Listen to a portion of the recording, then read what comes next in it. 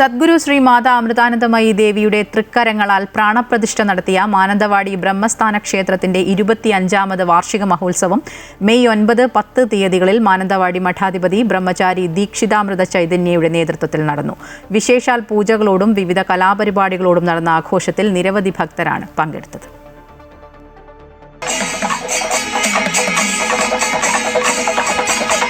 ബ്രഹ്മചാരി ശ്രീജേഷിന്റെ കാർമ്മികത്വത്തിൽ ലക്ഷാർച്ചനയോടുകൂടിയാണ് മാനന്തവാടി ബ്രഹ്മസ്ഥാന ക്ഷേത്രത്തിന്റെ 25ാമത് വാർഷിക മഹോത്സവത്തിന് തുടക്കമായത്.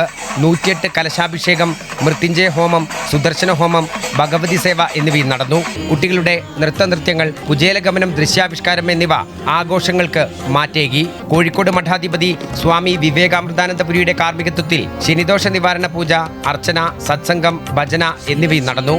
അമൃതഭോജനത്തിൽ നിരവധി പേർ പങ്കെടുത്തു. കലാമണ്ഡലം നന്ദകുമാറും സംഘവും അവതരിപ്പിച്ച ഓട്ടൻതുള്ളലുണ്ടായിരുന്നു.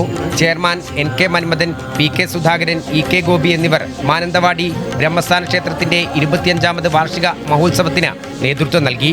അമൃത ന്യൂസ്, വയനാട്.